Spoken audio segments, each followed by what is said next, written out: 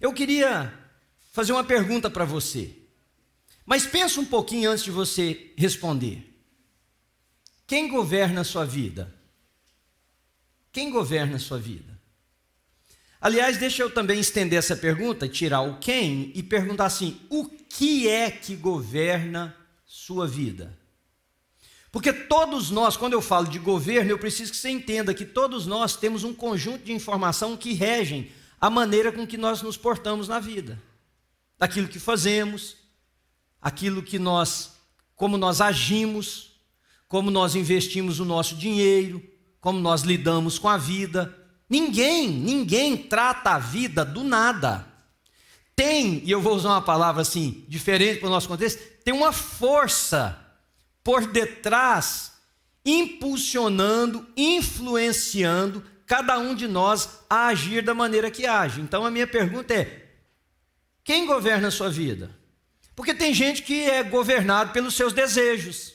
Para onde o desejo aponta, essa pessoa vai. Não tem força limitadora, não tem barreira. Tem gente que é governado pelas suas vontades. Tem muitas pessoas que são governadas pela ideia que eles têm sobre a vida, que eles criaram a partir da sua existência, a partir das experiências familiares, culturais, as experiências que ele mesmo teve na vida. Tem gente que é governado pelo ódio. Pessoas que sofrem algo, uma perda, um trauma, alguém que fez alguma coisa com a família, não é? A pessoa alimenta um ódio tão grande e esse ódio direciona a vida da pessoa por vingança, por pagar, por fazer novamente.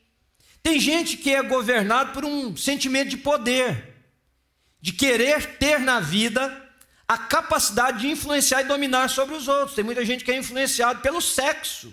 Tem muita gente que é influenciado, pior do que pelo sexo, pela sensualidade, e vivem uma vida direcionada por esse padrão. Tem gente que sofre, principalmente as mulheres, com um governo que é essa ditadura da beleza, a ditadura do estar sempre nova, de estar sempre bonita e de ter uma performance para as redes sociais, para o mundo, que não condiz com a verdade. Irmãos, quem convive comigo aqui sabe que eu tenho algumas crises com relação a isso. Com todo respeito a todo mundo que faz, é apenas a minha impressão. As redes sociais ou a divulgação da sua vida mostra muito sobre como nós entendemos a vida. Vocês já viram filtro? Aqueles filtros que põem em filmagem, em edição? Tem gente que aparece lisinho naquele negócio, não é não? Parece até que foi encerado. Falso, gente. E você sabe o que eu não entendo? É igual mulher se ajeitando para ir para a festa. Não entendo. A mulher bota um negócio para apertar ela, para ficar cinturadinha. Ela põe uns cílios que não é dela. É põe um cabelo que não é dela. É põe bumbum que não é dela. Vai pôr nos negócios, enchimento no seio. Sabe o que eu fico pensando? Quando essa mulher começa a desarriar. Você olha assim e fala: para de tirar, senão vai sobrar nada. Vai sobrar nada, mas assim, parece que tem uma ditadura. Irmãos, tudo certo, cuidem, nós temos profissionais maravilhosos aqui na igreja, em toda a área, mas nada vai ficar enceradinho para o resto da vida. Não vai, de maneira nenhuma. A lei da gravidade, estão sussurrando aqui na frente, essa é implacável, né? Vai acontecer, cuide-se, não tem problema. Mas o que eu fico pensando? Nós estamos vendendo uma ideia que não é nossa. Imagina você arrumando uma namorada dessa, você olha na festa e fala: que mulherão, tem tudo e tudo no lugar. Aí você casa com esse mulherão, você faz: gente, eu preciso voltar atrás, eu preciso renunciar a essa ideia. Você comprou um produto que não era, propaganda enganosa. É a mesma coisa, a gente é orientados às vezes a viver uma vida falsa. Quem governa a sua vida? E hoje eu não quero falar sobre isso, sobre essa falsidade ideológica. Porque nós estamos brigando aí por identidade de gênero, mas tem uma falsidade ideológica no meio do mundo cristão que a gente não conversa sobre ela, mas não é isso que nós estamos aqui hoje para conversar. Nós estamos aqui para conversar sobre um adversário que é muito mais forte do que essa ditadura da beleza. Mas eu preciso te perguntar, para que você pense se não é exatamente esta entidade espiritual que governa a sua vida. O Senhor Jesus disse assim: ninguém pode servir a dois senhores, porque vocês vão amar um e não vão amar o outro correspondentemente. Vocês vão servir a um e não vão servir o outro da mesma maneira. Vocês serão fiéis a um e não será fiel ao outro. Agora, o interessante é que essa entidade que contrapõe o desejo de domínio do nosso coração, ela não é a beleza, ela não é a sensualidade, ela não é o poder, ela é o quê? O dinheiro. Jesus faz um contraponto entre Deus e uma entidade espiritual, que alguém aqui no primeiro culto, quando eu perguntei, falou Maomé, o outro falou Mamão. Não é nem Maomé nem Mamão, é Mamon. Tem Maomé e tem Mamão, mas nesse caso Jesus não está dizendo que é o Mamão, é que é Mamon.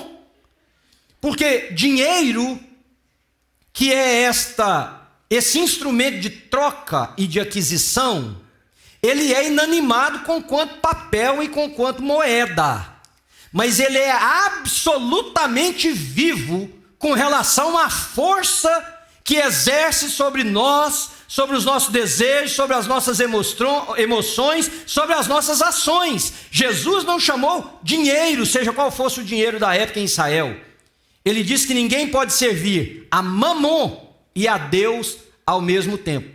O que tem em jogo aqui? É o domínio pelo nosso coração. Porque se você é gerenciado por Mamon, a sua vida é exclusivista, a sua vida é sectária, a sua vida é em si mesmada, porque esse é o pensamento de Mamon. Tenha mais, segure mais, retenha mais, seja só para você. Você vai ser não só avarento na questão das finanças, mas você vai ser avaro de tudo, do seu tempo, do seu carinho, do seu amor, da sua fidelidade, porque é isso que Mamon faz. Olha para você, cuide de você, você é a pessoa mais importante, retenha tudo, não doe nada, não reparta nada. Aí Jesus diz, tem um contraponto aqui, que é Deus. Não dá para servir os dois, porque o domínio de Deus é o seguinte: mais bem-aventurado é dar do que receber. A minha vida precisa desembocar em outros. O que Deus me deu precisa causar o bem a outros. Então é impossível. E nessa manhã é isso que eu quero ensinar para vocês. Que se nós não entendermos essa questão, e alguém me disse assim, pastor, você podia fazer a arrecadação dos dízimos e ofertas depois da sua mensagem, porque vai dar um impacto na arrecadação. Veja, queridos, meu papel nessa igreja é de ensinar o evangelho para vocês. Tudo que nós nos esforçamos por fazer aqui é pedagógico, é para ensinar o evangelho. Então eu não quero que uma coisa que eu fizer aqui mexa com as suas emoções e você, sem ter compreensão, comece a dar dinheiro. Não é essa a minha intenção, não é esse o meu interesse. Vocês já ouviram gente que compara crente ou cristão em duas categorias? Ele compara com bode e compara com ovelha. Já ouviram isso? É uma coisa que existe assim, a pessoa fala assim, fulano é bode, fulano é ovelha. Qual que é a diferença? Está falando que o bode é aquele que não é de Jesus, a ovelha é o que é de Jesus, né? Se bem que eu tenho um conceito diferente sobre isso. Por quê? Quem fala que alguém é bode, que precisa virar ovelha, está falando que esse bode precisa aprender a se comportar como ovelha. Estão me seguindo? Esse bode precisa aprender a se comportar como ovelha, porque bode vai virar ovelha? Não. Você pode pintar o bode de branquinho, ele não é ovelha. Você pode botar pluminha, pelo, sei lá o que é aquilo da ovelha, lã no bode, que ele é bode. Ele não é ovelha. Então existem ovelhas que estão se comportando como bode. Mas não adianta, desculpa, não é ofensa a você, botamos um bando de bode aqui, e ensiná-los a se comportar como ovelha. Bode é bode, e ovelha é ovelha. Para começar, bode e ovelha não comem a mesma coisa, você sabia disso? Você sabia que se você colocar ovelhas num lugar onde os bodes estão comendo, você pode matar as ovelhas? Porque bode come sapato velho, plástico. Bode come o que tem na frente, a ovelha não. Porque fisiologicamente são diferentes. Então a ovelha come a comida do bode, ela vai morrer. Não é esse o meu papel, não é isso que eu quero. Eu não quero bode se comportando como ovelha. O que é o meu ministério? É chamar as ovelhas de Jesus que ouçam a voz do seu pastor. Porque quando elas ouvem a voz do seu pastor, elas entendem que são ovelha. E elas então vão aprender como uma ovelha deve viver. E é isso que eu quero fazer aqui nessa manhã. Então, a sua contribuição, a sua doação, seja ela antes, durante ou depois dessa mensagem, ela tem que ser fruto de uma consciência de ovelha. Ela tem que ser fruto de uma compreensão de reino. Ela tem que ser fruto de uma compreensão de generosidade. De generosidade. Então vamos acompanhar agora o texto bíblico. 2 Coríntios capítulo 9. Eu vou ler vários versículos, mas eles estarão aí na tela para vocês. Versículo 1. Na verdade, quanto a esse serviço ao povo santo, não preciso lhes escrever. Irmãos, eu vou dizer uma coisa para vocês. Ao ler esse texto bíblico, eu poderia, se você prestar atenção e ouvir, eu poderia fechar o meu iPad, orar com vocês e nós irmos para casa. É uma mensagem, o texto em si é uma mensagem. Veja, na verdade, quanto a esse serviço ao povo santo, não preciso lhes escrever. Por que Paulo diz isso? Porque no capítulo 8, um capítulo antes, ele descreve como que as igrejas da Macedônia, da Acaia, que inclusive é essa de Corinto, na pobreza deles se juntaram, colocaram dinheiro juntos para acudir à necessidade das pessoas. Então Paulo está dizendo que não precisa escrever porque eles já sabem. Mas, olha o que ele vai ensinar novo nesse capítulo. Agora o versículo 5. Portanto, considerei apropriado enviar esses irmãos antes de mim. Eles cuidarão para que a oferta que vocês prometeram esteja pronta. Que seja, porém, uma oferta voluntária e não entregue de má vontade. Primeiro ensinamento: doação tem que partir de alegria, doação tem que partir de generosidade, de desejo. Eu converso muito, parte grande do meu papel como pastor não é ficar aqui pregando, é conversar com as pessoas, é orientá-las, é discipulá-las, é escutar como que elas enfrentam a vida. E eu não saberia te dizer quantas vezes alguém me disse assim: pastor, olha, estou aproximando de Deus, mas eu queria dizer para você que ainda tem um problema. Qual é o seu problema, querido? Todos nós temos, mas qual que é o seu? Aquele negócio do dízimo. Aquilo assim ainda não está muito claro aqui no meu coração. Sabe o que é Deus? Deus é bom, tal, mas aquele negócio do dinheiro, pastor. Aí eu carinhosamente olho para a pessoa e falo: seu problema não é com dinheiro, seu problema é que você é um avarento. Você não tem problema com dízimo. Ninguém tem problema com dízimo e oferta. Irmãos, desencana dessa ideia. Você disfarça atrás do pastor que rouba, da igreja que explora. Você disfarça atrás do que eu não concordo, do que não sei lá. Ninguém tem problema com isso. Tem um problema por trás chamado avareza. Note, eu costumo ensinar nessa igreja e reafirmo: ninguém precisa ser cristão para ser um contribuinte, seja de oferta ou de dízimo. E eu te dou um exemplo. Você vai à escola do seu filho, e eu vou contar um exemplo aqui que me fez sentir velho no primeiro culto. Quando eu estudei num colégio de freiras, e teve épocas que era muito difícil, não sei se a paróquia não recebia o dinheiro que precisava receber e tal, a coisa ficava difícil na escola, e naquela época tinha lanche na escola. Lembra disso? Deixa eu ver se tem mais gente que acompanha. Lembra, né? Isso, beleza. Um dia, a madre superiora tinha um momento que reunia todo mundo. Tinha época que tinha que cantar o hino nacional, tinha época que tinha, sei lá o que tinha que fazer, mas todo mundo no pátio da escola. A madre superiora falou que não tinha verba mais para o lanche. E aí o que ela falou? Ela pediu cada um. Veja, como é que você não precisa ser cristão para ser ofertante ou dizimista. Ela disse o seguinte: dá para cada um trazer alguma coisa de casa? Menino, gente, menino. Eu me lembro de ir para a escola com uma batatinha na mão, uma batata, ou duas. Porque a nossa situação naquela época, papai tinha acabado de morrer, estava muito difícil também. De levar um ovo, de levar um pouquinho de salsinha ou de cebolinha. Sabe do que eu estou falando? Não. Dava um determinado momento, entrava uma senhora merendeira. Lembra das merendeiras da escola? Hoje me ajuda, porque senão eu vou ficar achando que só eu que vivi esse troço aqui, ué. A merendeira entrava com a bacia. Todo mundo botava um negócio na bacia da merendeira. Daí uma hora e pouco, tinha lanche para todo mundo. A gente levava um pouquinho, porque era importante contribuir. Agora, você se imagina como menino naquela sala, dizer assim, eu não vou doar nada não, eu vou comer o dos outros aí. Os outros aí que juntam e eu vou comer o que eles trouxeram. Quando você fala assim, não pastor, Deus, meu problema é que eu estou ainda com esse negócio do dinheiro. É porque quem governa a sua vida é Mamon. A gente deve, como o texto diz, fazer não de má vontade. Continuando no texto, capítulo 9, versículo 7. Cada um deve decidir em seu coração quanto doar.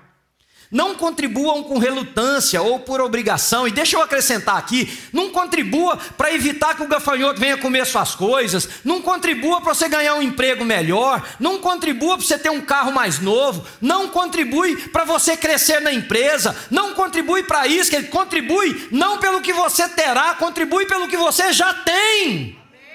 Contribui já pela gratidão. Não contribua dessa maneira, pois Deus ama quem dá com alegria. Versículo 8. Deus é capaz de lhes conceder todo tipo de bênçãos, para que em todo tempo vocês tenham tudo o que precisam e muito mais ainda para repartir com os outros. Como dizem as Escrituras, compartilha generosamente com os necessitados, seus atos de justiça serão lembrados para sempre.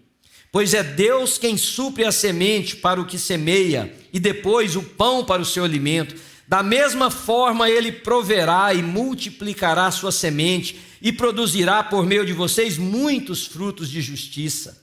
Agora o versículo 13 até o 15.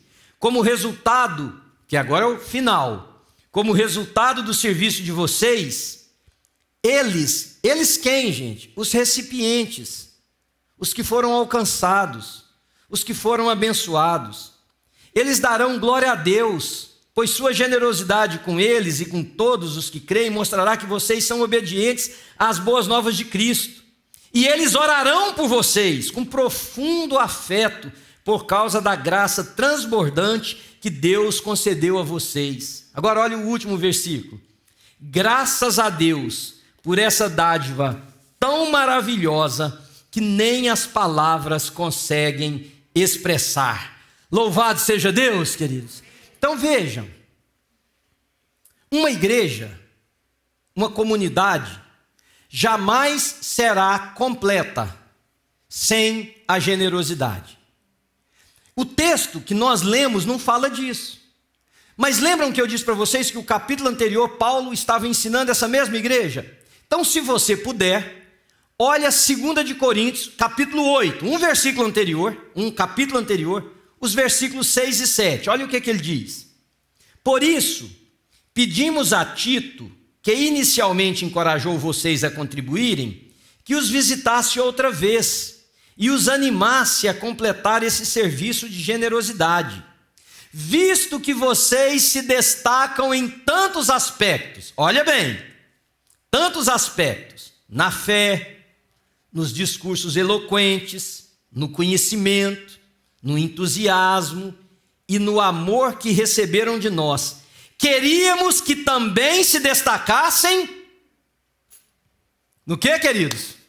No generoso ato de contribuir. Uma igreja jamais será uma comunidade legitimamente cristã se ela não for generosa.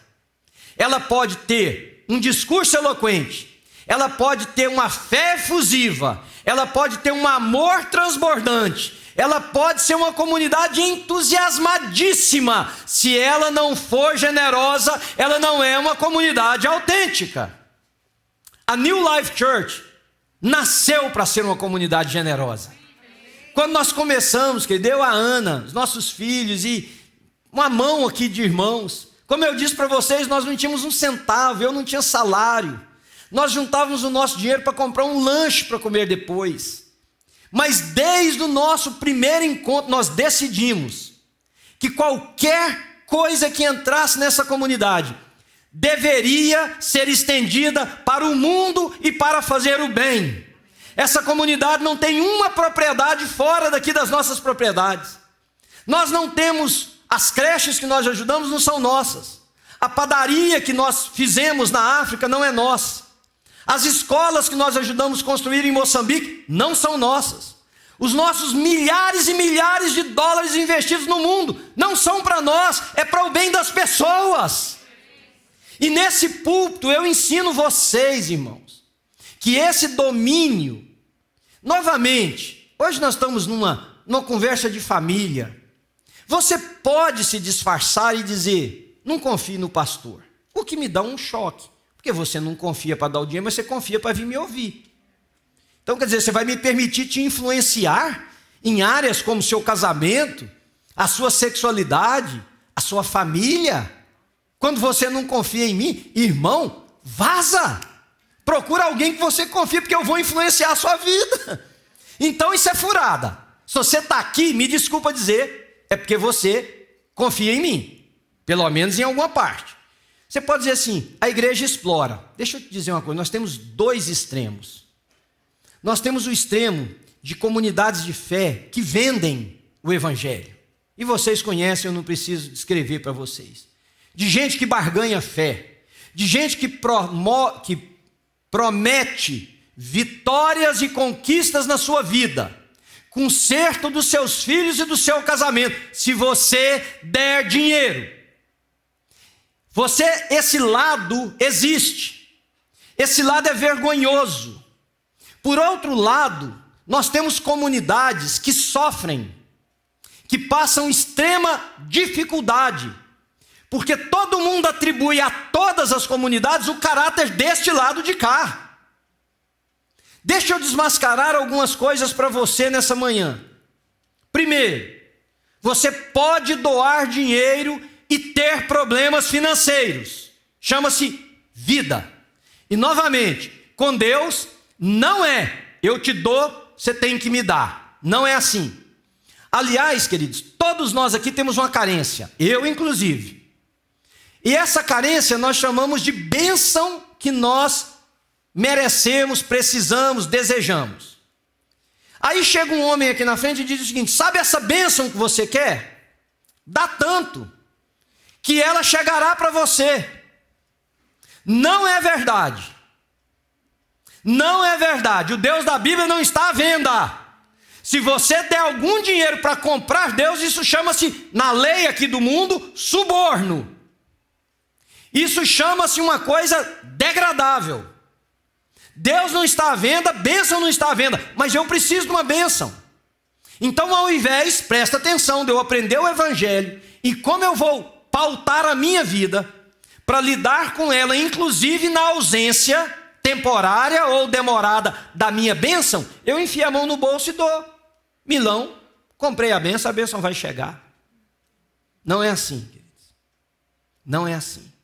Então, nesses dois extremos, nós temos um vácuo. Qual é o vácuo? O vácuo é, nós ensinamos bodes a se comportar como ovelhas, ou nós ecoamos a voz de Cristo para que as ovelhas de Jesus ouçam. É muito mais fácil te comover, como a pessoa me disse. E ela me disse assim, não foi de maldade, foi uma coisa boa. É muito mais fácil te comover e você dar o dinheiro. É muito mais fácil contar uma história triste e você enfiar a mão no bolso.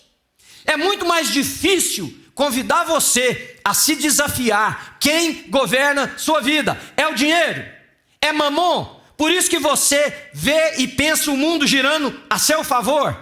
É você que hoje não pode bater palma, você bateu, mas você foi de carona com alguém, porque você, se dependesse de você, nada do que aconteceu nessas telas teria acontecido. É muito mais difícil confrontar você e dizer, irmão, chega, não precisa ser assim. Uma igreja não é completa. Ela pode ter milhares de pessoas. ela pode ter o pregador mais eloquente, ela pode ter os ministérios mais ativos, ela não é completa se a generosidade não for o DNA dessa igreja. Diz amém aí, gente. E aqui na New Life, ainda que eu faça transfusão de sangue em vocês, vocês vão entender o que é ser generoso. Ah, pastor, então eu vou para um outro lugar. Irmão, eu vou te ensinar o evangelho. A decisão do que fazer com isso é sua. Paulo disse, eu queria que também se destacassem no generoso ato de contribuir.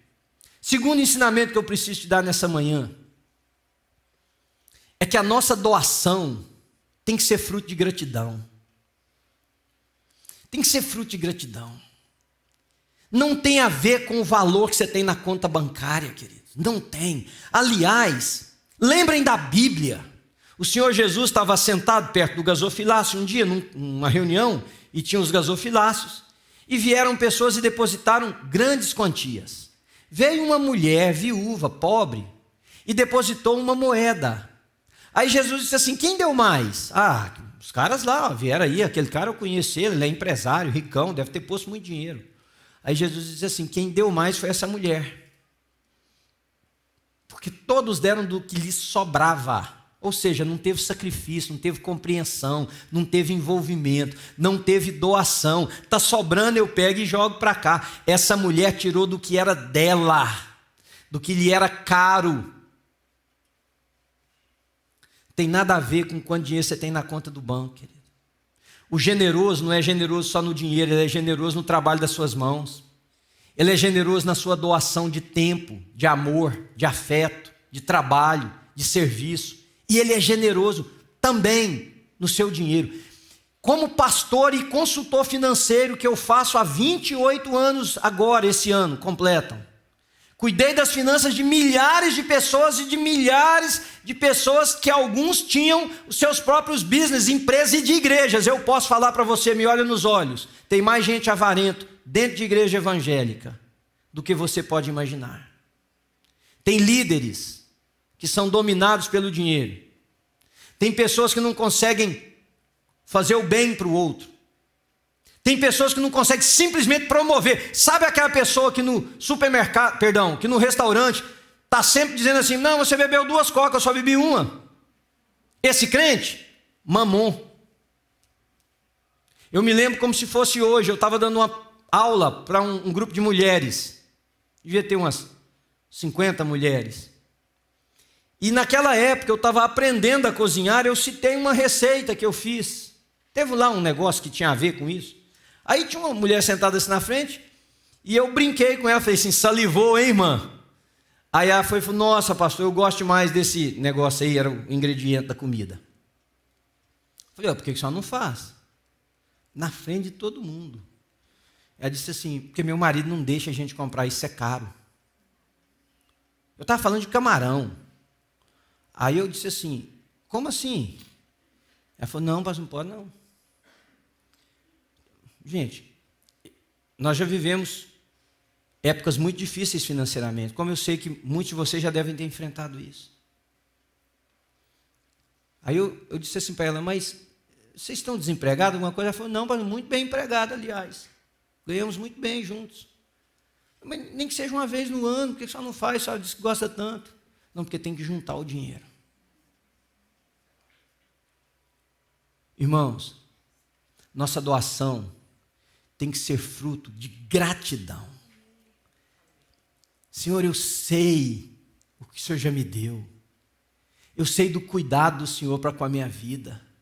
É gratidão, é o que eu já tenho, não é o que eu vou ter. Tem gente que me diz assim, quando eu estiver ganhando tanto eu vou doar. Eu digo, não vai. Porque agora você não doa, agora você não contribui, agora você não faz o bem. Você não vê um mendigo na rua, você passa perto dele, você culpa o governo, você culpa as igrejas, você culpa as ONGs, você culpa tudo, menos você. de ter ido lá, de pegar aquele mendigo, de levar ele num hotel, de pagar um dia uma coisa para ele num hotel, de comprar um prato de comida no restaurante mais próximo, de levar para ele, de pegar uma blusa de frio na loja, não é aquela que você vai jogar fora e botar no corpo dele. Tem mais gente avarenta nas igrejas evangélicas, e não é porque pastor oprime na parte financeira, não, quer dizer, porque tem um outro Deus, me ouça, aí dentro do seu coração, que se ele não for destronado, você nunca vai experimentar isso aqui que nós estamos conversando. Eu sei que o que nós apresentamos aqui, eu já cheguei para alguns amigos meus que estão aqui nessa igreja e disse assim: você bateu palma, mas você não devia ter batido palma não. Porque eu sei que ele não contribuiu com um centavo. Você fala assim: por quê? Porque eu só fico olhando? Não, por causa de conversa, eu não quero nem saber se você doa ou se você não doa. Não é barganha, não é troca, não é para vir mais, é porque já veio, é porque eu estou grato, é por causa disso aqui.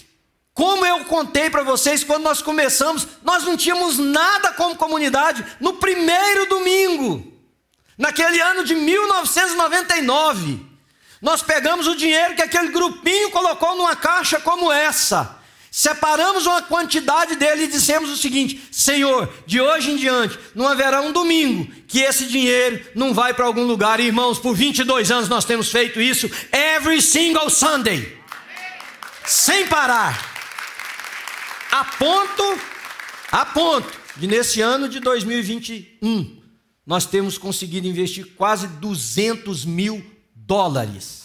Aí você diz assim: não, mas se fosse só isso, estava bem. Deixa eu te contar o que aconteceu esse ano. Nós tivemos um problema na torre, vazando água para tudo quanto é lado. Tivemos que corrigir. Tivemos um problema nos heaters, que alguns de vocês ainda estão com frio porque não está bem distribuído.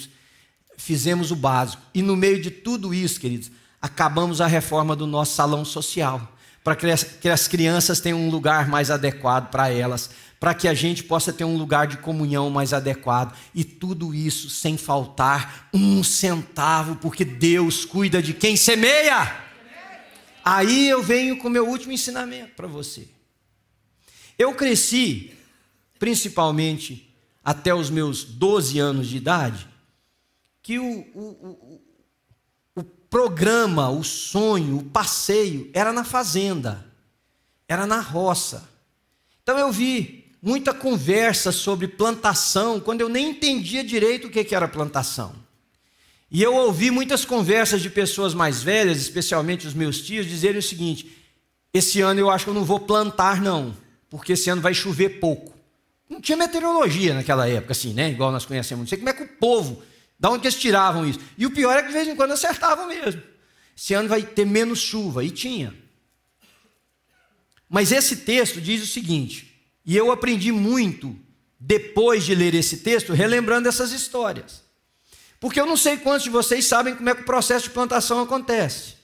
O milho, por exemplo, a pessoa colheu o milho, ela estoca o milho, que naquela época era em sacas, num celeiro ou num paiol. Hoje o pessoal já coloca em silos, enfim. E no próximo ano, ele já tinha separado uma quantidade de sacas daquele milho, que seria o novo plantio, o plantio para o próximo ano.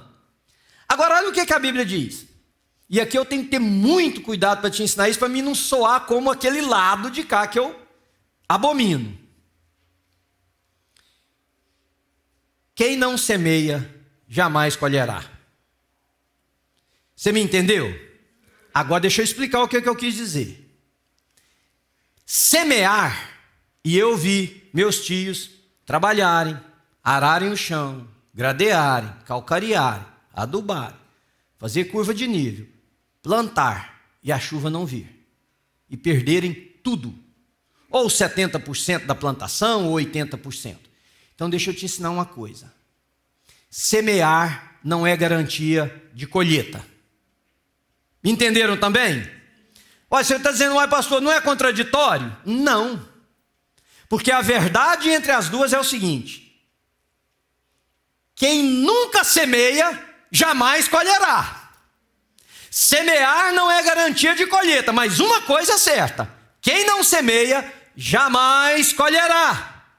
A Bíblia diz assim: Lança a tua semente à direita e à esquerda, vai lançando, porque você não sabe se aquela germinará, se ambas, e qual será a quantidade de frutos de uma e da outra. Então, uma coisa eu posso te dizer, querido, não é porque você semeou, você deu um dinheiro para um projeto, para essa igreja, para qualquer coisa, que necessariamente você vai colher frutos. Mas uma verdade eu também preciso te ensinar: você jamais colherá sem semear. Aconteceu uma coisa comigo e eu preciso contar isso para vocês também, no intuito aqui da sua compreensão de quem eu sou e como que eu lido com a vida, para você não entender errado, para você entender essa questão da semeadura. Primeira vez que eu fui pregar em Londres, pois eu fui vários anos, 8 anos seguidos, mas a primeira vez que eu fui, aconteceu algo com alguém que ia me buscar no aeroporto, teve lá algum contratempo, uma outra pessoa, um outro irmão, foi cuidar de mim, uma pessoa boníssima. Aí me levou para o hotel e disse para mim, falou: pastor, você toma um banho, come aí alguma coisa, descansa, e depois eu vou levar você para conhecer Londres. Falei: que descansa, rapaz, você aqui é goiano. Aqui we hit the ground running. Bora agora, deixa eu só largar essas malas ali dentro, e fomos andar. Aí andamos, tal. Eu não me lembro se foi no primeiro ou no segundo dia das nossas caminhadas lá. Paramos num lugar para comer um sanduíche, tinha uma pracinha e tinha um banco assim. Aí eu sentei no banco ao lado dele, naquilo a gente já está conversado sobre a vida e tal. Estou comendo meu sanduíche assim, de repente, assim, igual o The Flash. O cara, pôs um relógio no meu braço. Falei: que é isso, meu irmão? Ele falou assim: eu vi que o senhor não tem relógio, eu tenho 2, eu queria abençoar o senhor com um dos 2 que eu tenho. Aí eu fiquei tão comovido com aquele ato dele que eu não sabia o que dizer. Aí eu fui e falei assim: mas por que você está fazendo isso? Aí ele foi e falou assim para mim: eu quero semear, pastor. Eu quero semear, eu aprendi isso, eu quero semear. Irmãos, longa história, porque senão não vale a pena contar. Não é um relógio caro, de maneira nenhuma, é um relógio fóssil, uma marca simples. Não sei nem quanto custa, baratinho. Quer dizer que se você está sem relógio, está vendo, né? Se você quiser dar um Rolex, né? Quiser semear um Ulisses Nardini, um Patek Philippe, está aqui, ó, prontinho para você. Um Omega. Mas aquele relógio, por que eu estou sem ele? É porque ele rebentou a gôndola e eu não estou conseguindo, rebentou a correia, eu não estou conseguindo uma coisa para colocar. Eu nunca coloquei aquele relógio no meu braço, que eu não visse o rosto daquele rapaz, e que eu não desse a Deus glória pelo nome daquele rapaz. Aquele rapaz recebeu anos e anos de oração minha, numa coisa que foi um gesto tão simples. Mas escutem, o relógio é simples, não tem nada de especial no relógio. Eu nunca tive ninguém querendo comprar nada meu, tipo assim: pastor, essa camisa sua, tira ela, eu quero comprar. Pastor, que a bolsa sua, eu quero comprar ela. Nada. Esse relógio, eu tive umas 5 pessoas querendo comprar o relógio. Um dia eu estava cortando o cabelo, chegou um cara, olhou no meu braço e falou assim: pastor, não quer nem saber o preço, tira esse relógio do braço, põe aqui em cima, ele é meu, só fala quanto que é. Aí eu pensei: é o capeta, não o cara. Não o cara, é o diabo. Porque, irmão, quem quer comprar um relógio fóssil? Não, sim, está entendendo, né? Usado no braço dos outros. 5 pessoas. A semente daquele rapaz, a lembrança, o rosto dele, a oração que eu levantava por ele, o clamor, tornou-se um amigo próximo do meu coração. Você pode semear, aí você pode dizer assim: você já deu alguma coisa de volta para ele, pastor? Eu não vou te responder porque não é de sua conta. Para começar. Bom, eu só quero dizer uma coisa: você pode semear e nunca colher. Pode. Pode. Como eu já fiz. Como você já deve ter feito. Mas sem semeadura, você nunca vai colher, querido. E aí eu encerro dizendo para vocês o que isso vai redundar. Vou ler o texto final para você, que está lá no capítulo 9. Veja, versículos de 13 a 15, só por causa do nosso tempo eu não vou ler, fala algumas coisas que são o resultado dessas ações de generosidade. 3. Primeira delas, olha para o texto aí, eu não sei se o texto vai estar na tela também, versículo 13, diz que vai gerar glórias para Deus. Eu fico imaginando a mulher lá do galinheiro. Eu não sei quem é esse povo, eu não sei de onde veio esse dinheiro, mas uma coisa eu sei, Deus fez com que alguém se lembrasse da minha pobreza e me abençoou. Então vai trazer honra e glória para Deus. Nossos atos de generosidade. Aliás, se você lê o texto com cuidado, fala que eles ficam como um memorial diante de Deus. Primeira coisa é essa. Segundo, que está no versículo de número 13, a parte final. Vai mostrar que vocês são, essa palavra aqui, queridos. Deixa eu chegar perto para você poder perceber direito. Essa palavra. Vai mostrar que vocês são obedientes a Deus.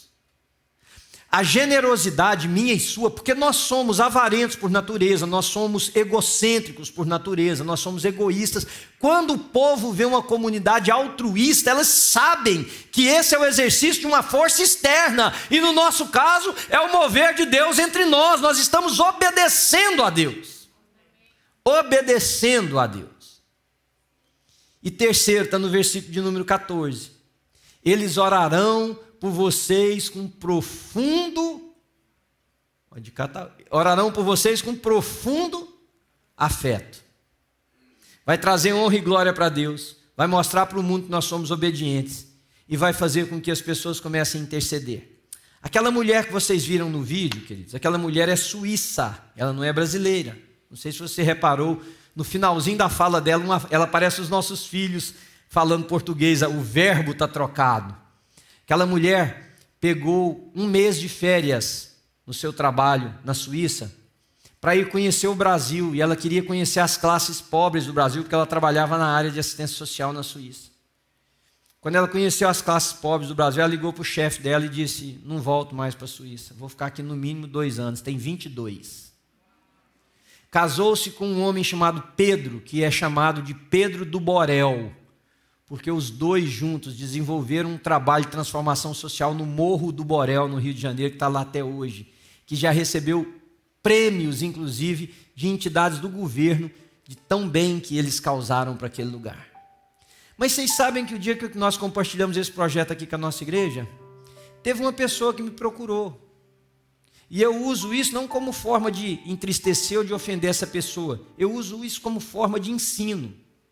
Essa pessoa me procurou e disse assim: pastor, eu queria que você soubesse que eu não vou dar nem um centavo. Ela não precisava ter falado, porque eu não sei quem doa e quem não doa. Eu conheço meu coração. Pensa num cara ruim. Sou eu. Eu sei que se eu ficar olhando quem doa dinheiro e quem não doa nessa igreja, um dia eu vou passar por você, eu vou olhar e vou falar: mata esse desgraçado. Então eu não quero sentir isso, não olho, não quero saber. Meu trabalho é administrar números. De onde é que os números chegaram não é da minha conta. Mas essa pessoa disse assim: eu queria que o senhor soubesse que eu não vou dar um centavo. Eu falei: por quê? A pessoa me disse assim: porque vocês não estão plantando uma igreja. Vocês não estão pagando um missionário para pregar o evangelho. Aí eu disse: me permita então te ensinar uma coisa. Num lixo, quando você chama as pessoas que vivem do lixo e diz assim: nós vamos construir aqui uma escola para você aprender uma profissão e ter com que trabalhar, você está evangelizando essa pessoa. Você está dizendo que você a ama a tal ponto de colocar um dinheiro numa coisa que a gente diz: isso é problema do governo. Quando você chama as menininhas daquele lugar e ensina para elas que elas não precisam ficar grávidas aos 12 anos de idade e abortar, você está pregando o evangelho. Quando você diz para um menino daquele que o único caminho para ele é o tráfico de drogas, o tráfico de drogas, você está pregando o evangelho. E tem uma coisa: a Nádia e o Pedro são cristãos, são pastores. Nós que estamos mandando dinheiro somos uma comunidade, e nós estamos orando para que Deus, através do amor, da mão estendida, ganhe o coração daquelas pessoas. Tudo que nós fazemos nessa igreja, tudo, é pregando o evangelho. Para que alguém em algum lugar do mundo, e eu tenho certeza absoluta, a New Life, ela é um milagre, não tem condição, irmãos, não tem condição. Não tem condição a gente fazer o que faz, ser o que é, com quem temos aqui dentro. É um milagre. E eu tenho certeza absoluta, eu reparto com os irmãos mais íntimos para mim aqui nessa igreja, que é gente que está com o joelho dobrado, nós nem sabemos. Não sabemos quem é a pessoa, não sabemos onde elas estão, mas eu tenho certeza que nesse momento, tem gente com o joelho dobrado, orando por uma comunidade que eles não conhecem, porque Deus, o Senhor está usando esse povo para fazer o bem. Então dá mais semente para eles, para que eles tenham mais para semear. Não deixa a avareza tomar conta do seu coração, querido. Você não tem que contribuir com o nosso projeto, com os nossos próximos sonhos, não. Mas você tem que contribuir com alguém, com algum lugar. Você tem que fazer isso. A única coisa que você não pode fazer é reter. Achar que isso vai te fazer mais rico. Ter mais. Não quer contribuir aqui? Tá tudo certo, mas contribui em algum lugar. Dê.